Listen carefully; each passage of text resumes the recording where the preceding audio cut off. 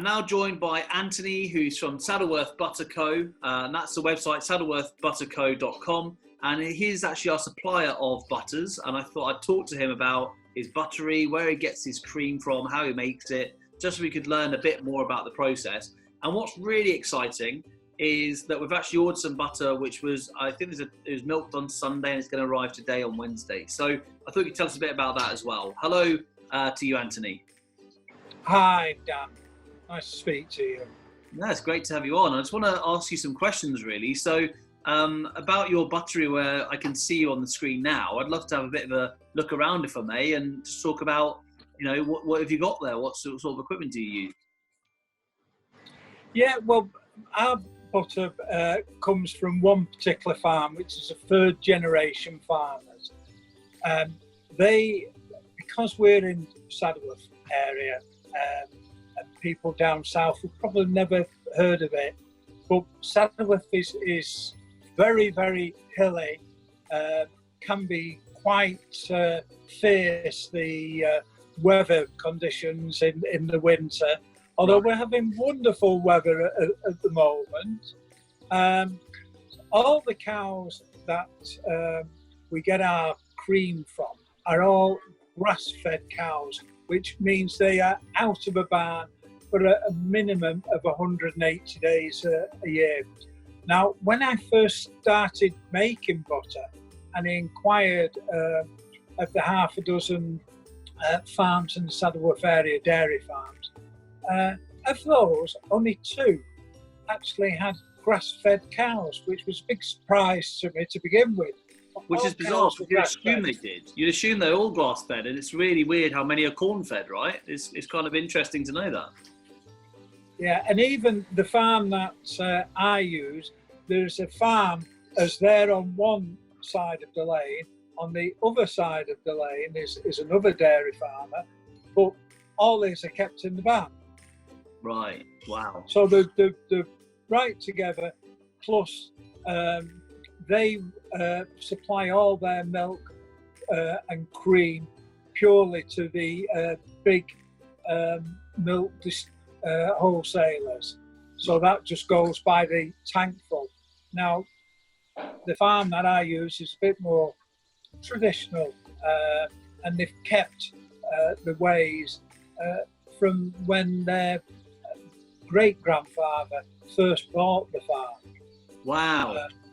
So they have all Frisian cows, which are, with being canny northerners, they like to keep them out for as long as possible in the field. Which I imagine the cow's happier with as well, right? I mean, the cows probably love being in the field, because that's what cows are evolved to do, is eat grass and hang out with their mates in a meadow, right? Yeah, and I've been checking on a weekly basis, and they're all keeping the 2 meters apart, the cows. That's what I like to have photographic evidence on my social media showing the keeping 2 meters apart. That was a deal breaker. I was going to buy a butter if they hadn't. I'm glad to know. Excellent. So they live a life outside. What about the winter then? So you said they stay out as long as they can, but what about in the winter? Yeah, then they have to go into the barn, because say the weather is just that poor. You wouldn't want any animal to be outside, and it's because we're very high. I think we're around about 2,000 foot above sea level. Right, so you feel it in winter. Yeah. Yeah, we get the wind with the cold, beautiful countryside and beautiful scenery, and very green during the spring and summer, but a little bit bleak in the winter. So for safety purposes, they go inside, but then the farmers will bring them out as soon as we get an improvement. And with the weather that we've been having recently, they've been out earlier than normal. They've been out since sort of the middle of February, where normally it's about the middle of March, but the weather has been that mild. They've been able to go out earlier. And it does make a difference, because when grass-fed cows, produced milk, which the cream is then extracted from it. The fact that they are eating fresh grass just makes the butter more yellow. We've got some videos which I think you're going to put on. We'll show those in this. And it will show from the cream being poured into the churn to turn into the butter, just how yellow the butter comes out. Wonderful. And we also show, because what's happening when the cream goes into the butter churn, it's separating the buttermilk from the butter. So it's turning, the cream divides into roughly 50% buttermilk and 50% butter. So the buttermilk we bottle and we supply to a local cookery school who absolutely love it, because they're making everything with buttermilk. They're really pleased with it. And the butter, then we have to either salt or unsalt it. And we're a bit unusual to normal butter producers in that we specialise in doing flavoured butters. But during the lockdown, it's gone more into salted and unsalted. Now, the other thing, if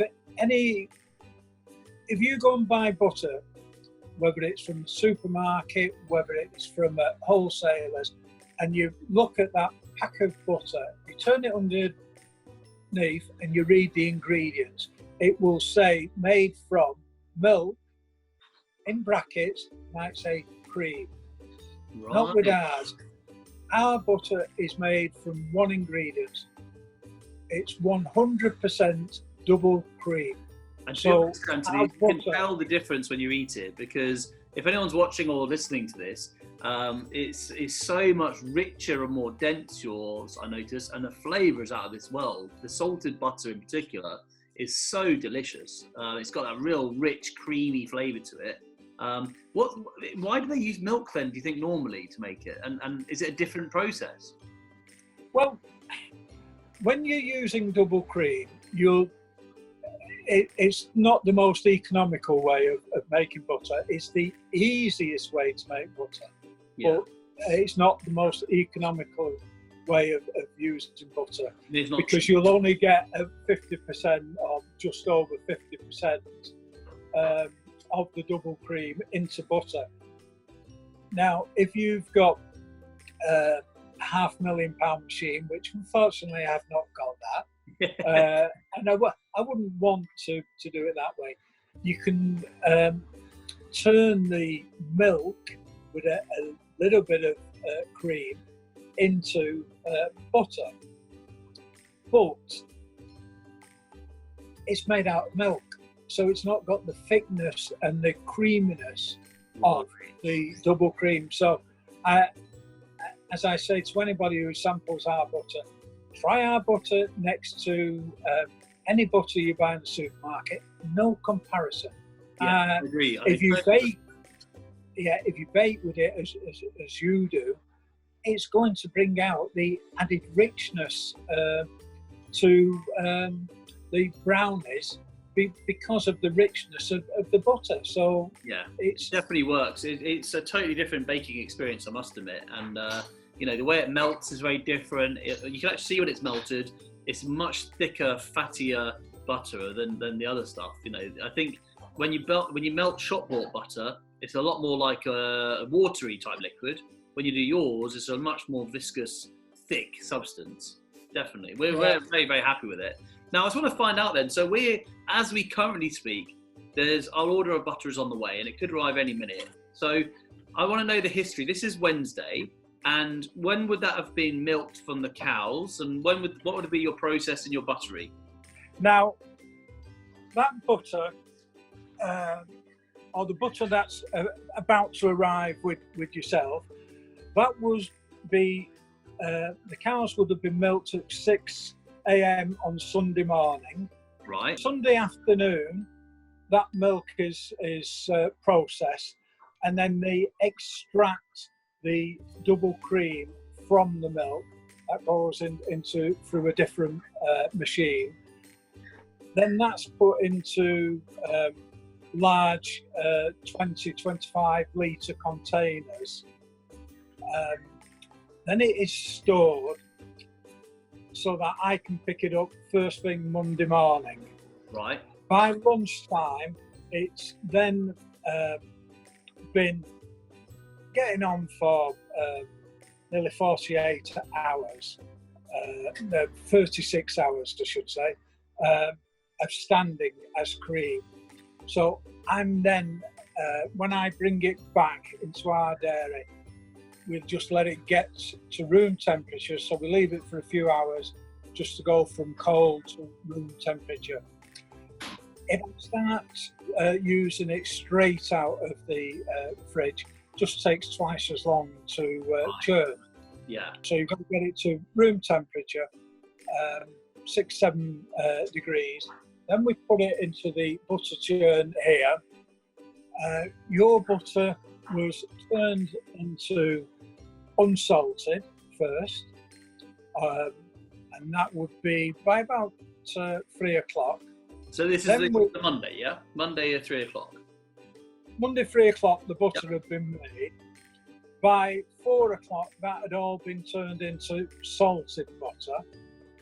And because it was a bit of a rush job, we were working a little bit later. So it was 9 o'clock in the evening. We had all your butter had been wrapped, and then it's put into the freezers overnight. We boxed that up on Tuesday morning, and that went to Parcel Force at 11 o'clock on Tuesday to be delivered to yourself in, well, it's supposed to be 24 hours, but it was collected from the post office at 4:20 because we were able to track when it was collected. It's been handed to the delivery driver. I think it says on the tracking at 11:55, so a little bit later. Precise. I like the detail. Wow. And then after that, we've got no trace of it until it's actually delivered. But they, once it's delivered, they will send out a text telling us that it's been delivered, so we know it's arrived with you. Well, this is, I just want to say, one of the things we love is the fact that there's a story here. So if you're a customer, you've bought some cakes or brownies or biscuits from us, you basically have butter that's milked on Sunday morning. It's then made by Anthony and his family on the Monday, sent on the Tuesday, with us by today. We then bake with it, and then it'll be sent out to you in the next couple of days. So you don't get much fresher than that, do you? From cow to your plate. That's amazing. Completely fresh. Yeah. What about beautifully creamy? Yeah, definitely. And if it was like shop bought butter, that could have been, what, weeks and weeks maybe of being refrigerated first, not as fresh? Oh, yeah. And because theirs is processed rather than just natural ingredients, because ours is just, the only thing we add to it is just fine salt. Yeah. With regard to ours is just natural. Theirs is all processed, so theirs will, it might not get to the supermarket for 2 weeks, yes, or to the wholesalers for 2 weeks. Then it might be on the shelf for weeks at a time before somebody's bought it. So they have artificially extending the life of their butter. We don't do that. Ours is all natural ingredients, just purely double cream and some fine salt. But ours still lasts for about 6 to 8 weeks in the fridge, or it can be frozen for 6 months. Yes, or it can be used by yourself. But ours goes so fast, the butter goes so fast here, it turns out what we thought we'd have to order for a month to 6 weeks goes in 2 weeks. So, yeah, we're very grateful you keep sending it to us. Please do. and we'll keep baking and using your butter because it is the best we've found. Just out of interest, if customers want to go and buy butter from you directly, I know I've got some flavoured butters in here I've had added this time to try out. But where's the best place to go and buy from yourselves? The website? If they go on to social media, we do. I'm sure I'm ignorance now because that's not something I'm particularly familiar with. But on the Instagram, Facebook, they just send us a message. You can order it. You can either pay by card or you can pay bank transfer, and we send it out either that same day or the latest we'll send it out is the day after. And it all goes first class, next day delivery to you. So if somebody was to contact me today at 4 o'clock, that would give me enough time to get that posted out to them before 5 o'clock, and they would have that at first delivery the next day. Wonderful. And can I just ask, this is something I know the answer to, but I think I want to share with everyone else. This is your hobby, isn't it? Like you don't do this because you're running a business to, like pay a living or anything. This is your love, right? What's your, can you tell us a story of how you running a buttery? Yeah, I have a lifetime of finance behind me. As an accountant, and I've also run various businesses and into property. And I took early retirement at 59 years old. And I decided, I've always enjoyed butter. I enjoy cooking. So I thought, I'll make my own butter with no intention whatsoever of creating a new business. So I started making my own butter. And then my daughter said, oh, this is great, can you make some flavours?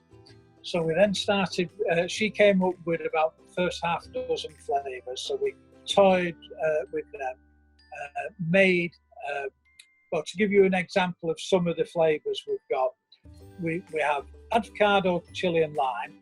That one is wonderful. Have that toasted bagel, poached egg in the morning. And what you get low carb bread, which are available.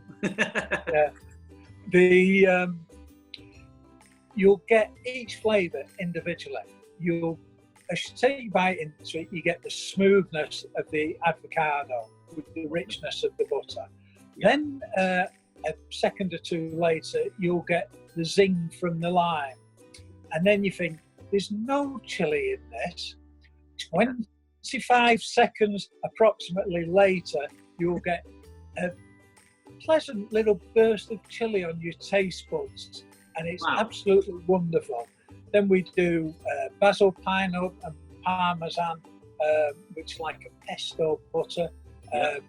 If I'm ever having steak, I'll always cook my steak in our rainbow peppercorn and truffle salt butter. We have a full range of one of our latest ones, rose chili harissa butter.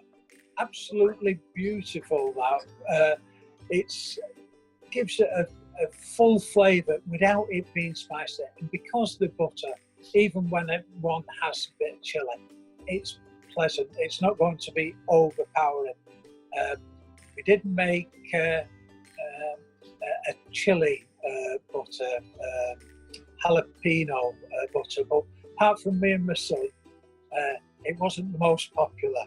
I'd love that. The hotter the better. Too spicy for most people. Yeah, I'd love that personally. That sounds amazing, especially on something like a steak. That'd be incredible.